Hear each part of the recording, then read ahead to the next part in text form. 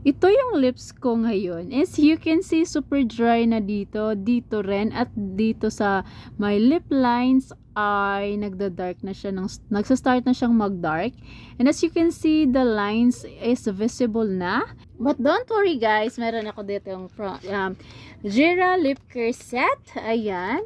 We'll do the 7-day challenge nila because their claims are merong changes or improvement ng ating lips after 7 days. So they have 3 products na bamboo in your lip scrub. So this is exfoliator. Ito yung packaging ng lip scrub. So dito guys, it has saffron extract. So ito po ay gagamitin nyo lang siya 2 to 3 times a week. So ilalagay natin siya sa ating lips. Ganyan siya. Ay, ayan. So din siya sa ating lips. Ganyan siya. Ganito siya sa ating lips.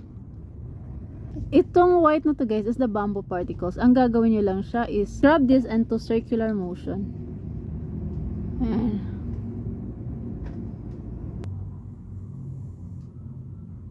Tapos iwa-wipe lang natin ng cotton. Ayan.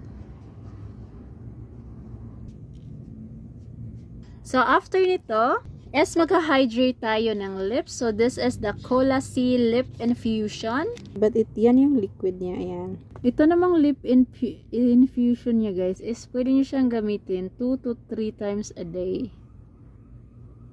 Ayan, ganyan lang. Para maging hydrating talaga siya. And by the way guys, this is 3 ml lang pala siya. Tapos ito naman ay 15 grams. See? Para naman ma-revitalize yung lips natin is gagamitin natin yung lip serum nila. Ayan. So super cute itong ano nila guys. Bottle na to. This is the roll-on nila. Roll-on na lip serum.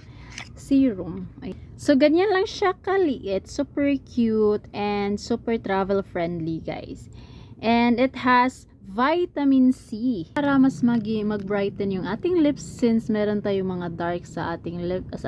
So gagamitin nyo siya every day 5 times a day or more as needed. Ang lamig niya sa lips. Maybe because metal yung bola kaya malamig siya. Super smooth na ng aking lips and hydrating. Yan. So ito naman siya guys is meron siyang meron siyang 5 ml. This Jera brand guys is from Indonesia. Update ko kayo after 7 day because we will going to take the challenge, the 7-day challenge ng Jera Lip Care Routine. Ayan lang guys. Bye guys!